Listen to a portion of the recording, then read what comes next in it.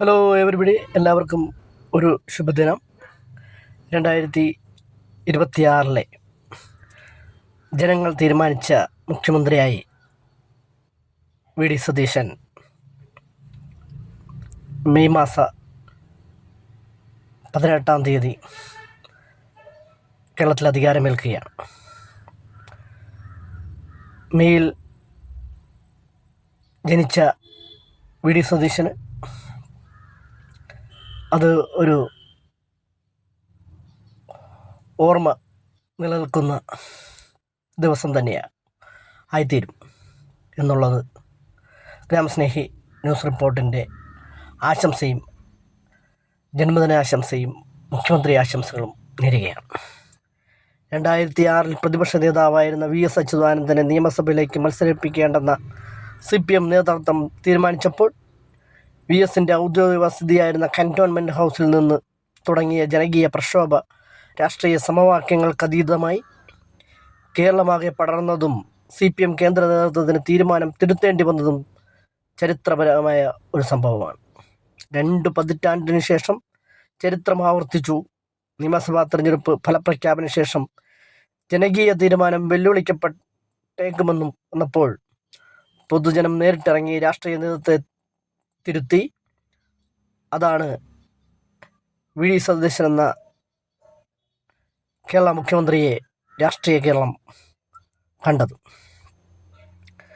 KC Venugopal മുഖ്യമന്ത്രിയാകണമെന്ന് ആഗ്രഹിച്ചാൽ അതിന് വിരുദ്ധമായി നിൽക്കാൻ രാഹുൽ ഗാന്ധിക്കാവില്ലെന്ന് ആണ് സംസ്ഥാന കോൺഗ്രസ് വൃത്തങ്ങളെല്ലാം കരുതിയിരുന്നത്.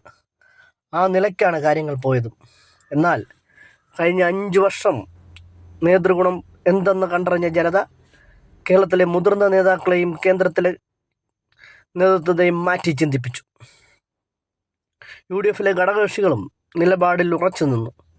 അത് വി ഡി സതീശൻ്റെ മതനിരപേക്ഷതയ്ക്കും നേതൃപാടവത്തിനും ആവർത്തിച്ചുള്ള ജനസമ്മതിയായി.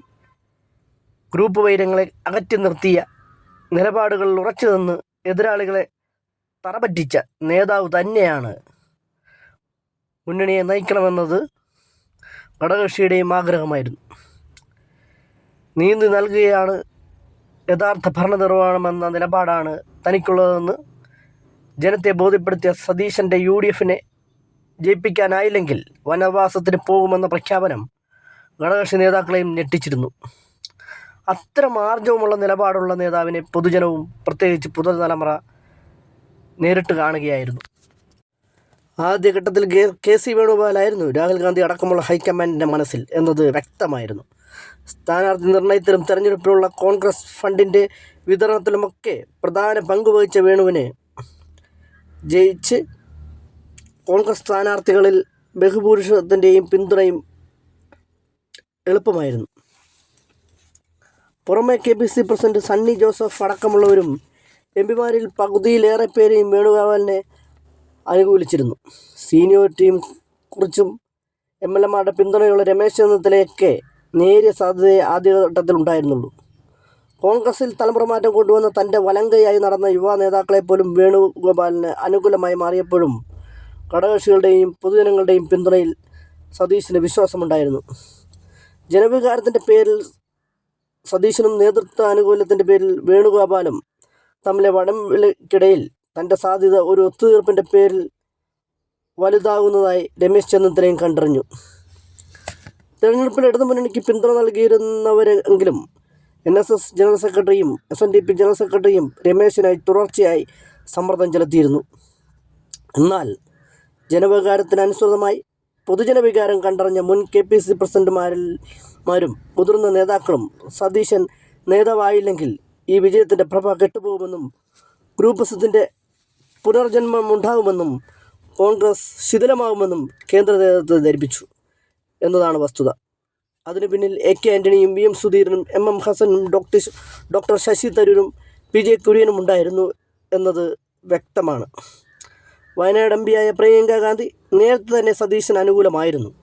MLAമാരിൽ നിന്നു തന്നെ മുഖ്യമന്ത്രി ഉണ്ടാകണമെന്നും ഉപതെരഞ്ഞെടുപ്പിലേക്ക് കാര്യങ്ങൾ പോയാൽ ഗ്രൂപ്പിസം ശക്തമാകുമെന്നും പൊതുജനവികാരം കണക്കിലെടുക്കാമെന്നുമായിരുന്നു AK ആൻ്റണിയുടെ നിലപാട്. സതീശന് അനുകൂലമായി ബഹുജന വികാരം മാനിക്കാതെ തീരുമാനമെടുത്ത എടുത്താൽ കേരളത്തിൽ കോൺഗ്രസ് ശിഥിലമാവുമെന്ന് തുറന്നു പറഞ്ഞത് സുധീരനായിരുന്നു. ആ തുറന്നു പറച്ചിലിനും ആൻ്റണിയുടെ നിലപാടുമാണ് രാഹുൽ ഗാന്ധിയിൽ മാറ്റമുണ്ടാക്കിയത്.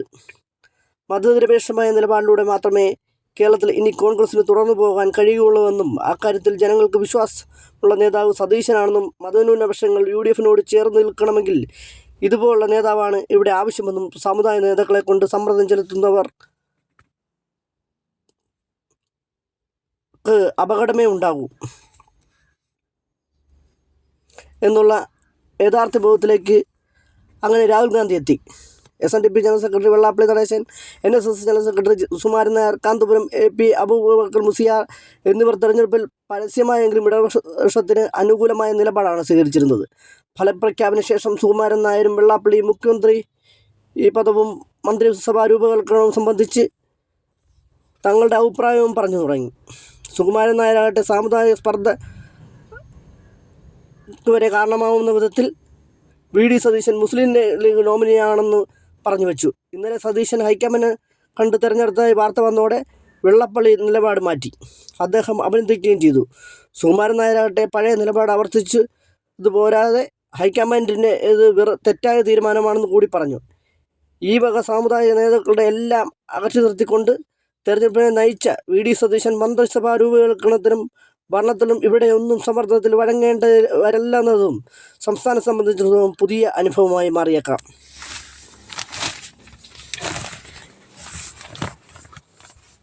സങ്കുചിതമായ ജാതിമത ചിന്തകൾക്കപ്പുറം എല്ലാവരെയും തുല്യമായി കാണുന്ന ഒരു ഭരണാധികാരിയായാണ് കേരളം ഇന്ന് തേടുന്നത്. വികസനവും കരുതലുമാണ് ഈ കാലഘട്ടം ആവശ്യപ്പെടുന്നത്.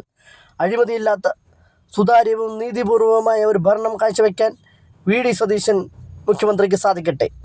ജനാധിപത്യം കൂടുതൽ അർത്ഥവത്താവുന്ന വിദ്വേഷമില്ലാത്ത ഒരു പുതിയ കേരളത്തിനായി നമുക്ക് കാത്തിരിക്കാം. പുതിയ മുഖ്യമന്ത്രിക്ക് ഗ്രാമസ്നേഹി ന്യൂസ് റിപ്പോർട്ടിൻ്റെ എല്ലാ ഭാവങ്ങളും നേരുന്നു.